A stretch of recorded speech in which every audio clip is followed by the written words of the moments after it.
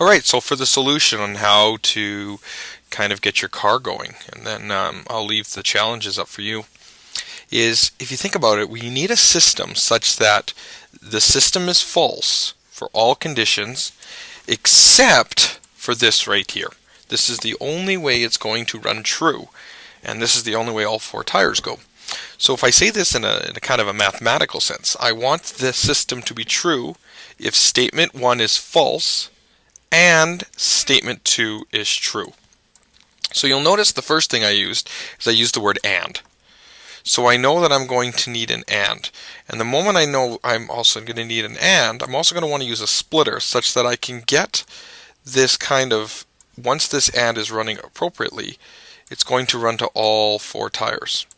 You'll notice I need one more splitter. In that way is that I can split the split in a sense. I can run a wire to all four.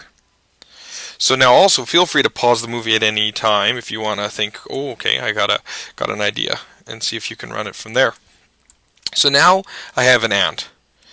Now of course if I just run it like this, if we just want to try it out, it runs. Now this would be a very silly car. It would, if you hit the gas and the brake, it would run.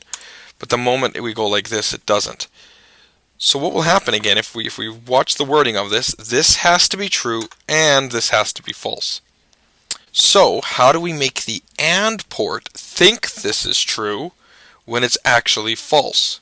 Well, that's quite simple to do. Is you ask yourself, what kind of mathematical statements turns false into true? And that of course is a not. So by simply putting a not in front of this, it goes, as soon as I turn this off, you'll notice, even though this is still running true, this is not. If I turn this on, that obviously will not change anything. If I turn this on, that doesn't change anything. But the moment I go like this, it goes. So again, just starting with the mathematical sentence, I needed this to be true and this not to be true. And so that's how you get the car started.